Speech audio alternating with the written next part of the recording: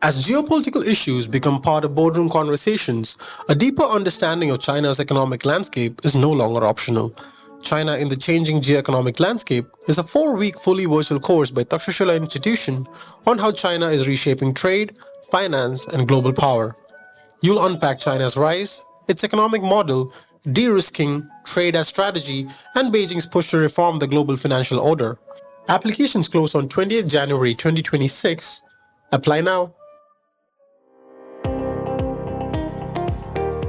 Welcome to All Things Policy, a daily podcast by the Takshashila Institution.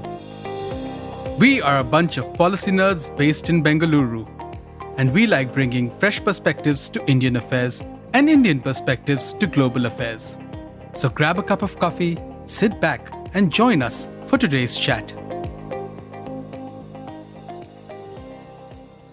Welcome to All Things Policy, folks. Today I have Sridhar, Krishna, a senior scholar, and Arindam Goswami, a research analyst, in the studio with me. And we have decided to record this after a little thought-provoking conversation we had based on something the two of them have written. I'll dive straight into it. So, Sridhar and Arindam, you are essentially making the case that the number of jobs that are created should not be the main metric for measuring an election season in India, political success in India, or any sort of success metric. You're saying that this is more or less irrelevant or outdated in the current day and age. Would you like to tell our listeners why? Yeah. I think we mentioned in our op-ed that it's not easy for a politician to go out and say that jobs are not important, right? Because people feel the lack of a job, which is real. I mean, if you don't have a job, you know that you don't have a job, and that's going to hurt, and so on. So we're not talking about it from a political perspective, but the reality is that what do we want as a policymaker in India? What are you looking at? I mean, you want to ensure that you can increase per capita income, you can raise the standard of living of the people across the board, and you want to make sure that the poorest of the poor is better off today than they were earlier. I mean, I think those are the goals that you really have. Number of jobs is just sometimes it's just easier to measure. And it's some mistake that many people do. Even when I was in the corporate sector, I think people do that, is that you just measure something that's easy to measure rather than something that's important to measure. Right? So that's one. And how do you increase per capita income? You increase per capita income by increasing the number of people who participate in the workforce, right? You increase your workforce participation rate. You increase the female labor force participation rate. Yeah, sure, you reduce unemployment. But by all that, what you're doing is that you increase the number of people who are in the workforce. But without increased labor productivity, you would end up with a large number of people just being busy but not earning enough. And I don't think that's a great outcome for the country. So that's why we feel that increasing labor productivity is critical. Yeah, just to add to that, the metric isn't so much irrelevant as much as it's dangerously incomplete. And frankly, it's become a distraction from what actually matters, right? So think about it this way. If job creation alone was the measure of economic success, then India should already be celebrating, right? Because in agriculture, we have 46% of our workforce. So that's hundreds of millions of jobs right there. But those hundreds of millions of jobs are producing only 18% or so of our GDP. So we have a lot of employment. We have massive employment, but we're still a lower middle income country with per capita income that's like a fraction of that in developed nations, right? So the uncomfortable truth here is that we are conflating two different goals: keeping people occupied versus making them prosperous, right? So what we are essentially saying is that in 2025, 2026 and going ahead, with AI reshaping the global economy, with India's fertility rate already below replacement level at 1.9, and various reports estimating that a substantial chunk of jobs in emerging markets are susceptible to AI disruption, right? Not necessarily reduction, but there's going to be a disruption due to AI, right? So the old playbook of just counting how many jobs were added, counting just bodies, doesn't prepare us for the future, right?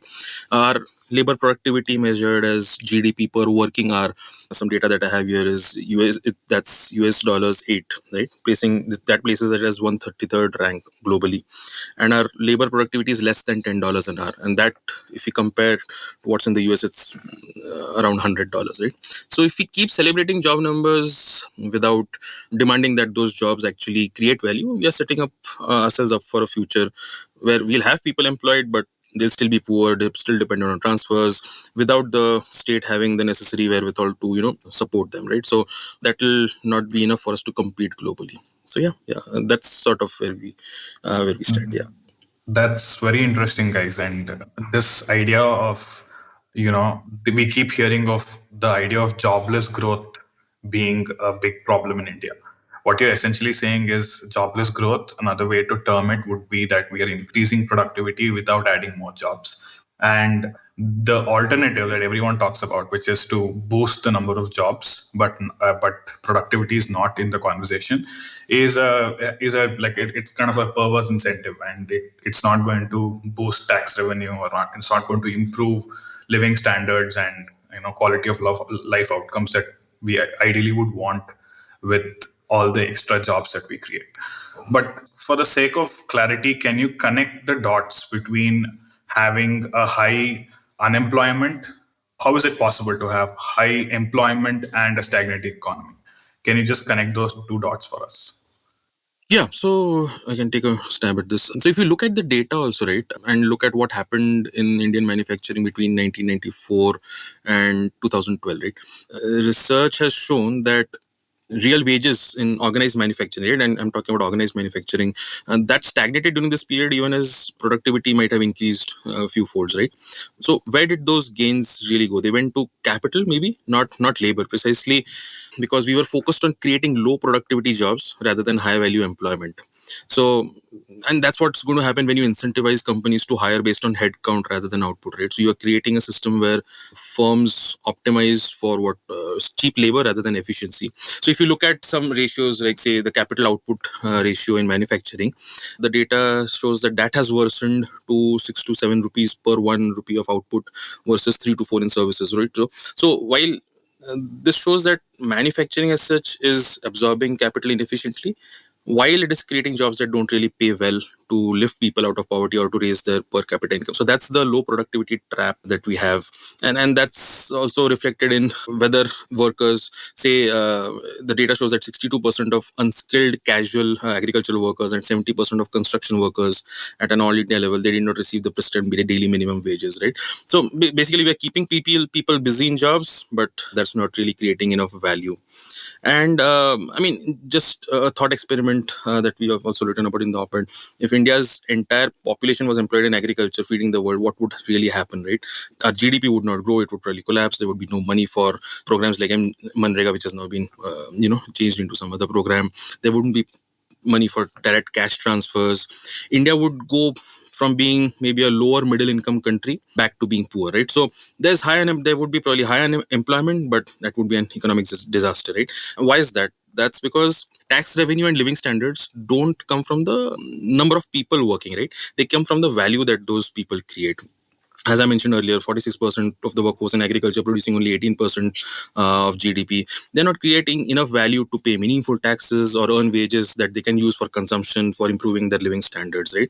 If you look at the productivity in manufacturing services over that in agriculture, it was like 4 to 5 times that in agriculture, right? So manufacturing productivity is 3 times that of agriculture, services even more so, right?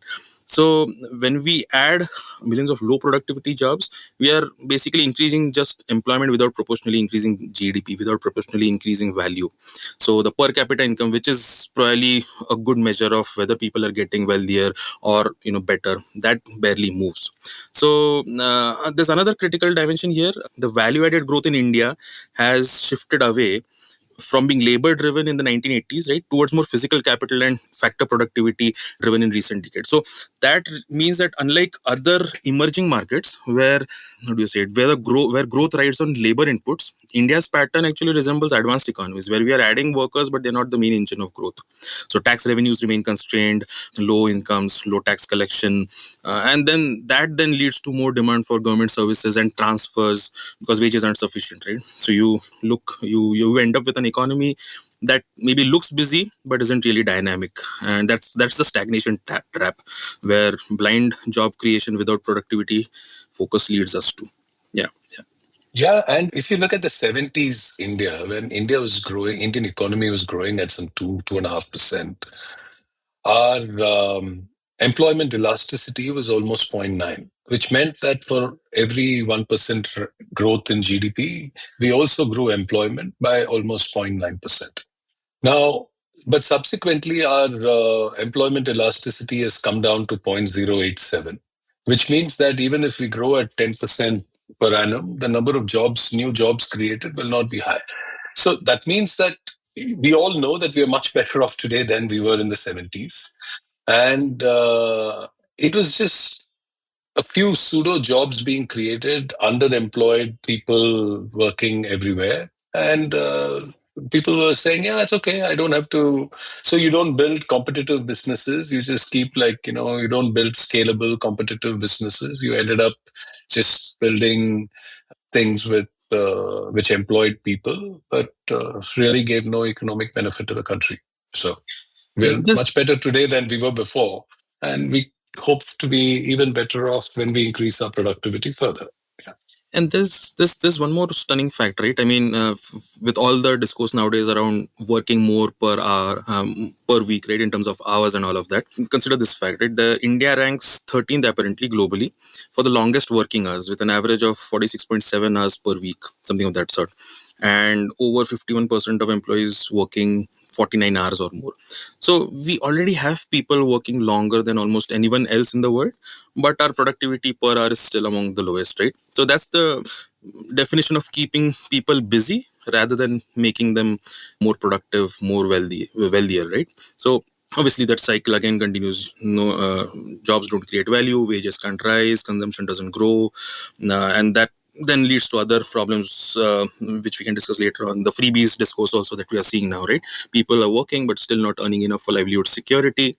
So then you have politicians promising what they see as the most immediate thing that can appease the vote bank, right? That's the number that you can throw at the populace, right? You promise them millions of jobs, and you just tinker around with those numbers, right? What's enough? 20 million jobs, is that enough?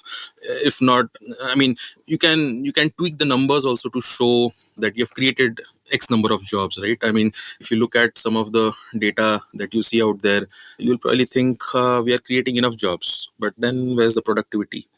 I mean, it's all those numbers. So the idea that you're proposing is that we should move from this low productivity operation that we are in to a high productivity zone where the outcomes would be much better. But the gap between the two is massive, right? That is a massive leap. And the interim was generally filled by this whole playbook of do what China did, which was cheap manufacturing, creating millions of jobs, and eventually those businesses will move up the value chain and they will slowly transition from manufacturing-led, economy to a slightly more, value-oriented economy, which includes a mix of services and manufacturing, and then that's a smooth transition to a high productivity zone.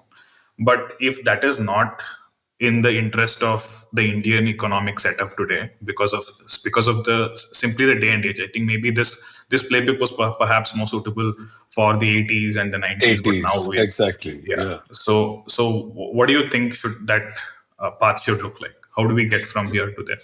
I think the whole point is it's not something that's going to happen overnight. All we are talking about is what should we focus on? Where should our efforts as a country, as a policymaker, as a person in business, what are the things that we should look for? What is sustainable? It's well established that cheap labor is not a long-term competitive advantage. It's a good way to get into some business sometimes, but it's hardly a sustainable way by which you can grow something. So what's important is for us to try and move up the value chain in a significant manner. So let's take a car, for instance, right? So if you take in the automobile manufacturing space, you have design, you have R&D, you have the raw materials, components, assembly, branding, distribution, then after sales. I mean, if you look at this is the entire value chain for an automobile. The big value is generated at R&D and at design, right? So that's like share of value captured there is very, very high.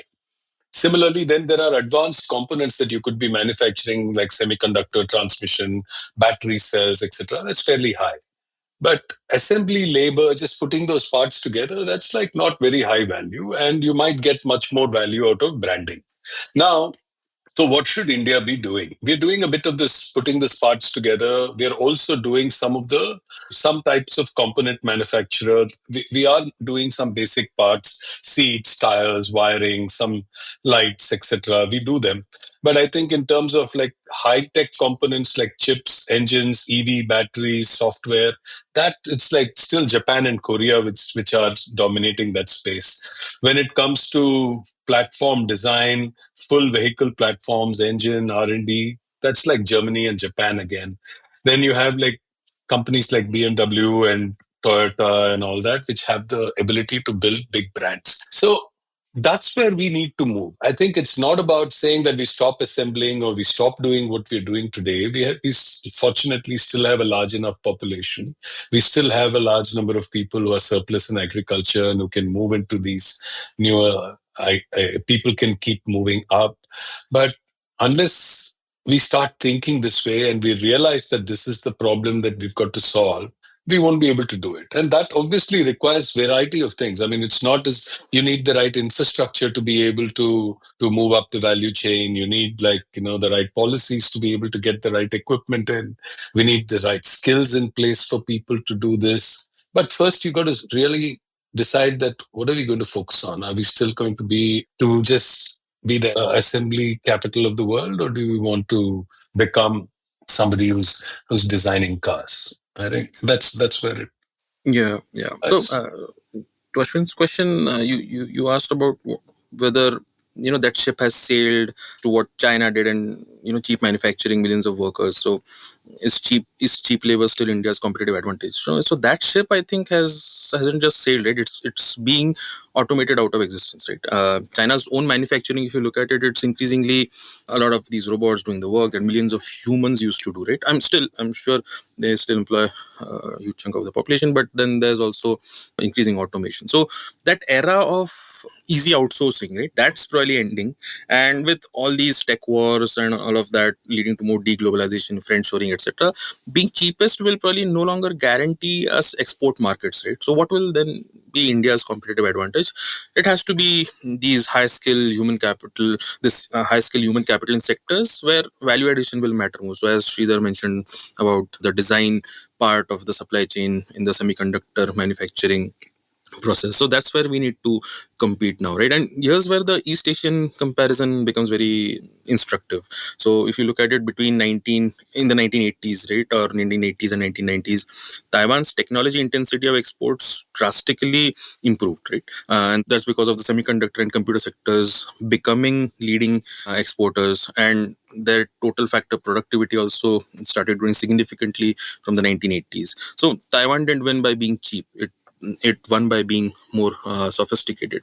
So, and for that, you also need to integrate into the global production networks, obviously, at the higher value end, right? And that's what we need to do. So, India already has a sort of a proof of concept with the IT services thing, where we are still, employing a small percentage of the population still, right? We still have a lot of scope there, but the sector contributes 10% of GDP, right? So the revenue per employee there is much more compared to global standards. So that's the model that we need to go after, right? Yeah. So that's what I would like to add here. Yeah.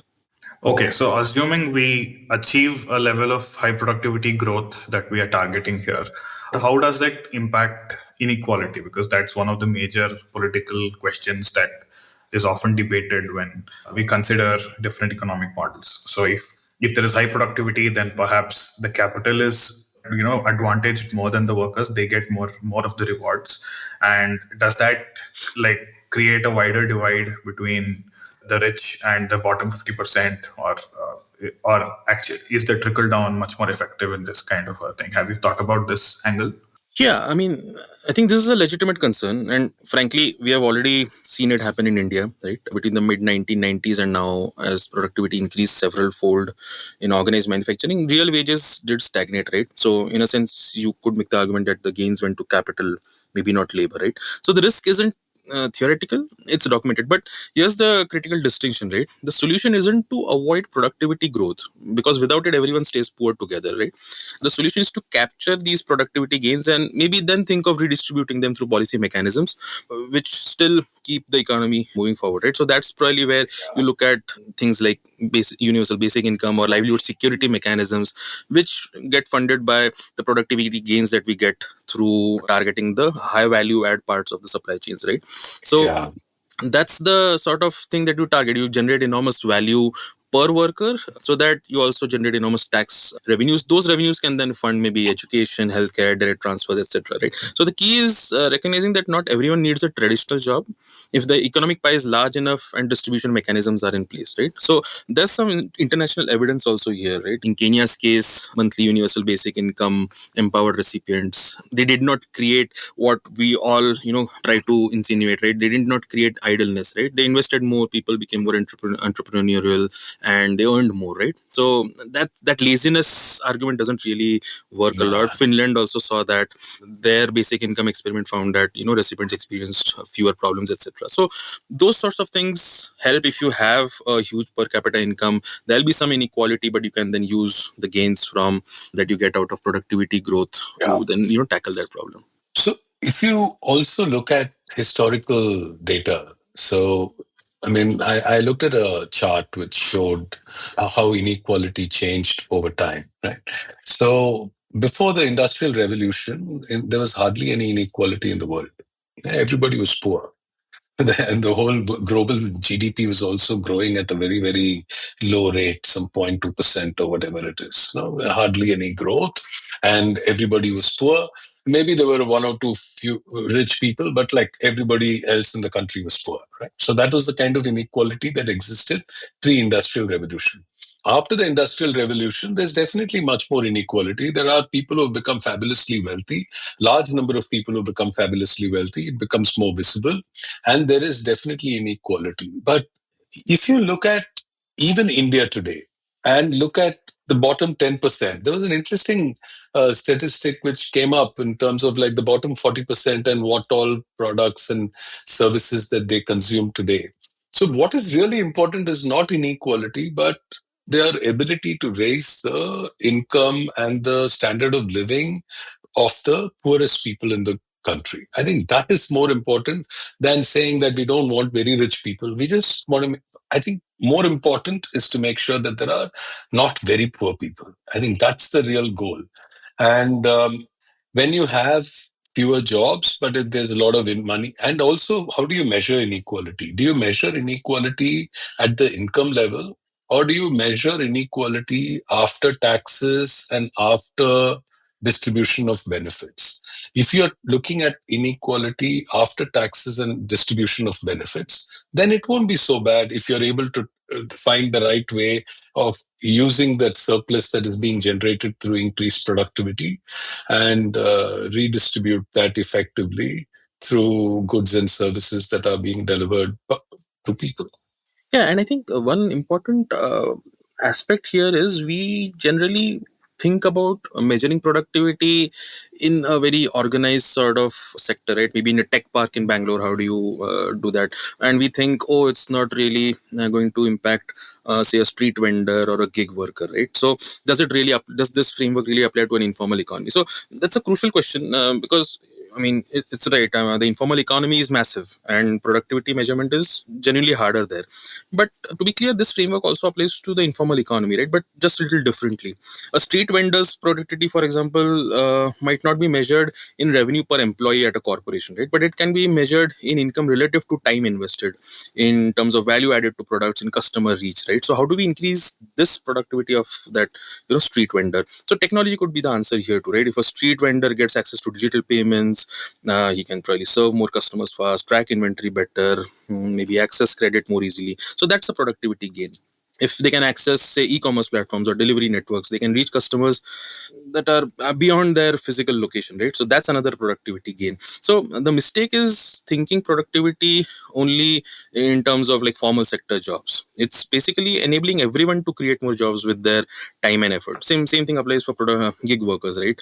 If productivity means you have better matching algorithms, better logistics, better payment systems, all of which technology enables, right? Then that also helps us take into account the informal sector. So yeah, maybe this is also one crucial point in terms of having a productive informal workforce also. Yeah. That's very interesting, and the whole reality that we are talking about here today is going to significantly change the social contract the Indian state has signed with its people in the country, right? So if you're, let's say you're a Jawan trying to get into the Indian army, the social contract you sign with the government is that you serve for a few years and then you are secured for life. You're going to be, your health is going to be taken care of. You're going to get a pension. You're going to have that peace of mind for all your life. And with government jobs, the idea is the same. And even beyond government jobs, since the LPG reforms, it's kind of the same. That if you study well, you go to a government school, you study well, you upskill, you get a good education, then the state is going to try its best to create infrastructure, invite businesses, set up the ecosystem in where you will be able to get a good job and like climb the social ladder. So at the heart of all of these promises is that we're going to give you a job in one way or the other. And you see that playing out in Karnataka also, that the Karnataka government sometimes promises people jobs abroad. They just want people to get jobs because that's in their own way they're fulfilling the contract. So you are suggesting a reimagining of this contract where a job is not necessarily what is being offered, but just better outcomes in terms of universal basic income, or a chance to be entrepreneurial, or is that the idea? And how do you think this should be communicated to the masses? Yeah, think of it this way, Ashwin. When if you're born to affluent parents as against being born to less affluent ones, if you're born to an affluent parent, what you are getting is straight away you get better education, you get a better start in life, you get an opportunity, you get opportunities to be able to try your hand, you take a little bit more risk.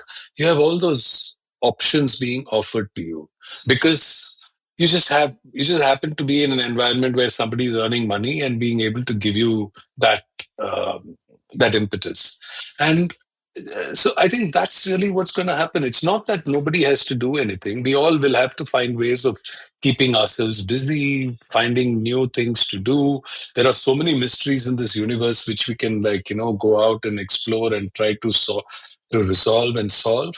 So therefore, it's it's not necessary that everybody has to do what we've all been doing in the past. That is to get a 9 to 5 job and go to work.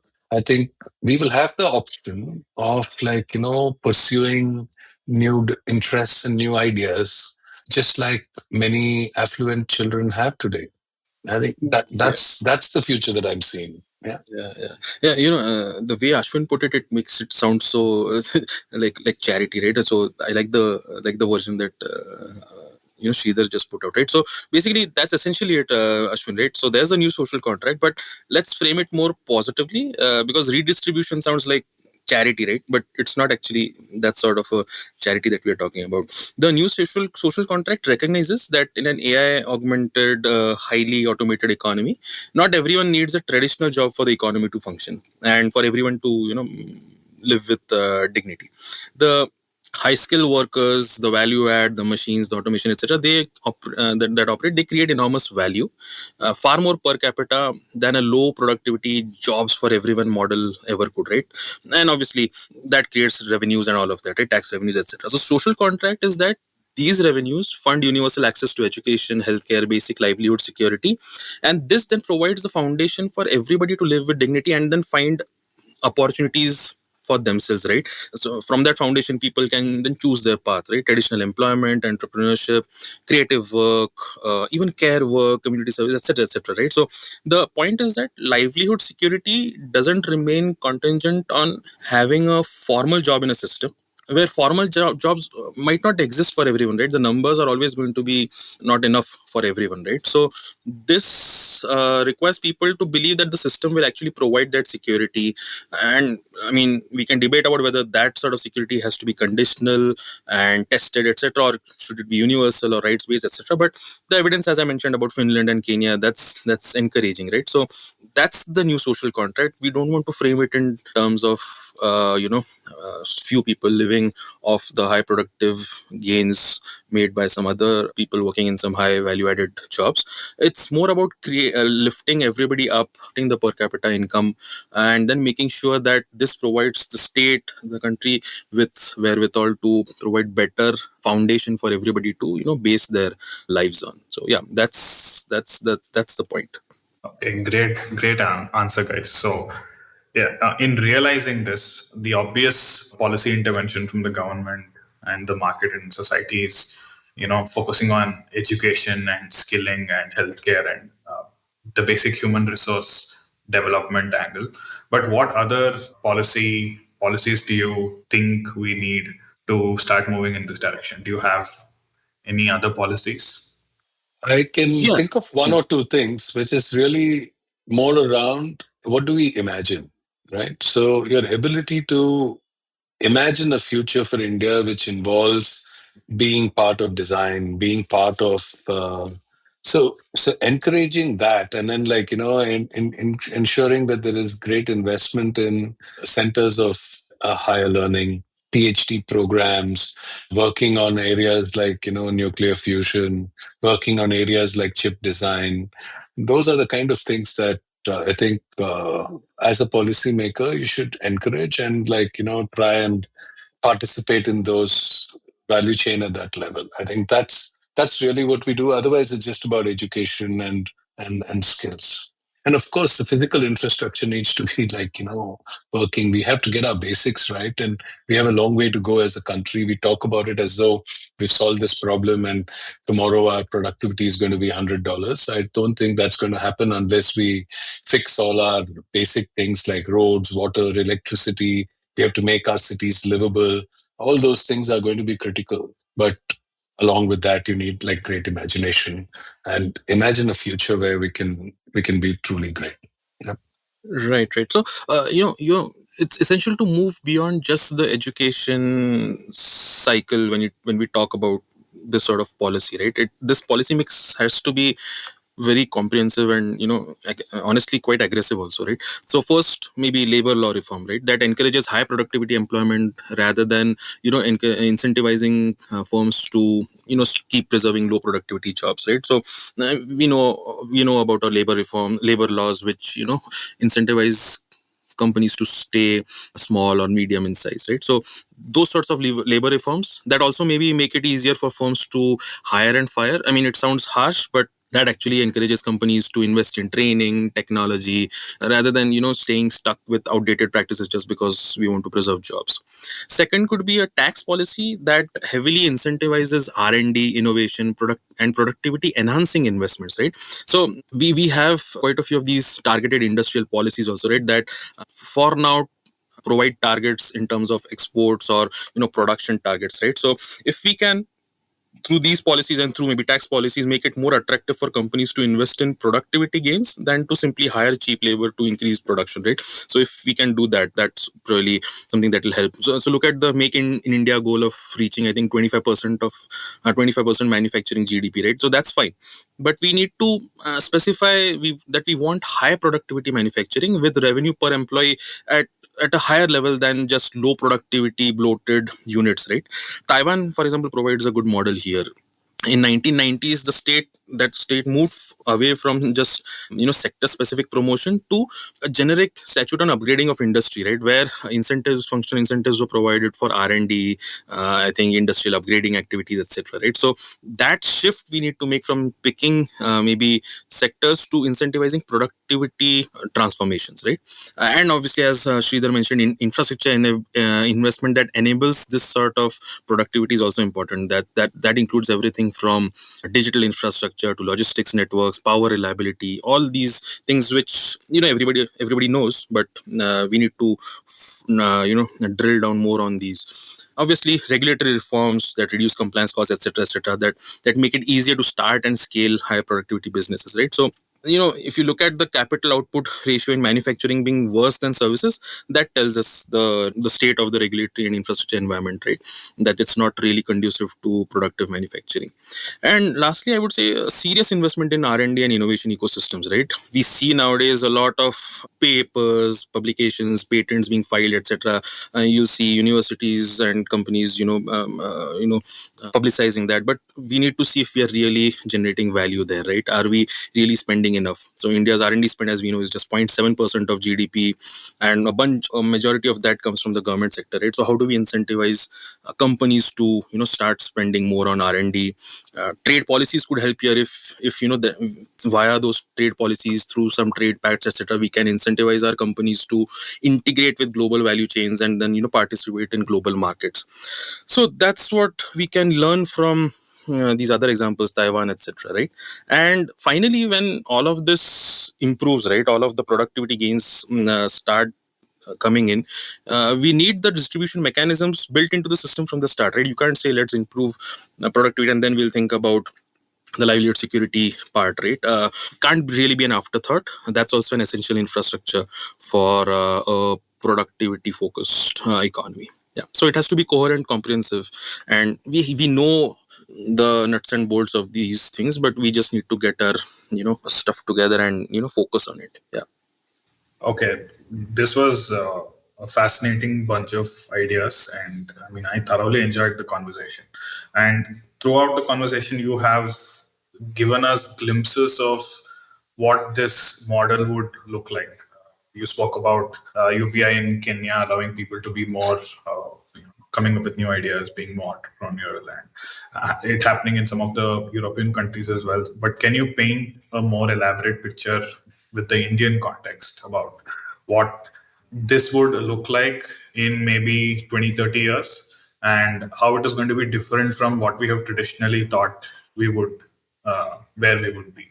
Yeah, I mean, we can let our imagination run amok and then think of a lot of things. But if you were to look at it maybe realistically over the next 2 decades, if we pivot to more productivity focused growth, what would probably happen? Per capita income would probably grow to genuinely middle class levels, right? And not just barely above poverty.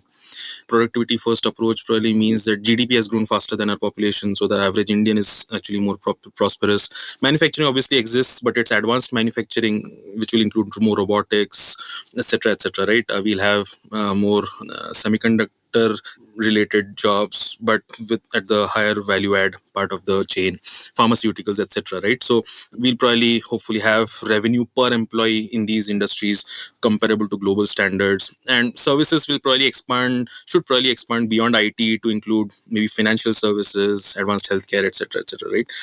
So look at what Taiwan achieved, right, in comparison. So Taiwan pulled ahead of South Korea in per capita GDP for the first time in 23 years. It remains above Japan. So that's on the back of strong international demand for advanced semiconductors. So that's what happens when you compete on value and not necessarily volume, right?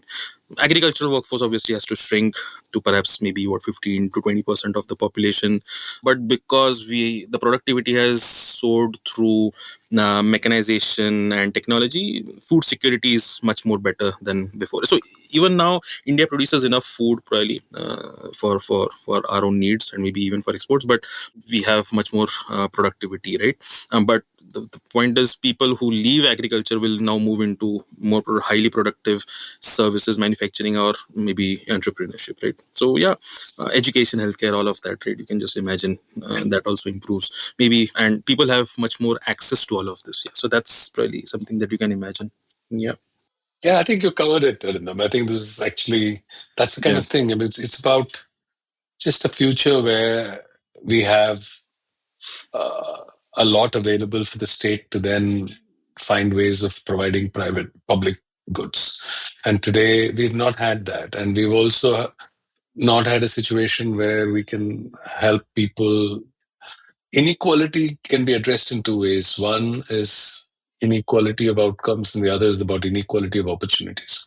Inequality of outcomes is a little hard to achieve in a one generation, but I think we can make big changes by offering equal opportunities to people, giving them education, healthcare, basic infrastructure, all those things. And then you have an environment where the future looks positive, and you can go out and try new things and take bigger risks. Yeah. And so when you take those big risks and you make those big leaps, you innovate more. If you look at, I like quoting Bertrand Russell very often. And he wrote this book In Praise of Idleness, where he talks about the fact that when people, the classes of people who do not have to work desperately just to make a living are the ones who have been able to sit down and produce great art, sit and do great innovation, ideas, science, poetry, all that happens. So I think you can have a more beautiful world with more fulfilling actions when we take away the drudgery of just having to survive. Yeah. As a Shah Rukh Khan fan, I would quote him. He once said, "Garibi mein, fakiri mein, creativity nahi hoti." So, I mean, sorry to quote Shah Rukh Khan in a policy debate, but yeah, that's how I feel. So, and the more important thing is to realize that this is highly ambitious, right? And it requires difficult transitions that we have to make now, but it's achievable if we start moving the Overton window now, right? The alternative of millions of low productivity jobs, stagnant wages, poverty that's persistent, inability to compete globally, and that's what we'll get if we go along the same course, right? So, but if we change the course, if we change the discourse from counting how many jobs have been created, if we don't change that discourse, we'll stay along the same path, right? I mean, even this path, we'll probably increase the total size of our GDP. We'll probably become the second, third, or whatever largest economy in due course of time, right? But does it really improve the per capita income? Does it improve the living standards? If we don't measure that, if we don't start bringing that into our public policy discourse, into our public life discourse, right? Then then that choice is really stark. The difference between where we could be versus where we will be if we stay along the same course, that will become very stark. Yeah. Well, thank you both. This was a very engaging conversation, and I hope our listeners had as much fun as I did listening to both of you talk. And I look forward to having more discussions in the future. Thanks, Ashwin, for having us. Thanks, Ashwin. Thanks, Arindam. Nice talking to you guys. Bye. If you liked our show, dive into Takshashila's research on technology, strategy, and economic affairs. Check us out at our Twitter handle @Takshashila INST or our website takshashila.org.in.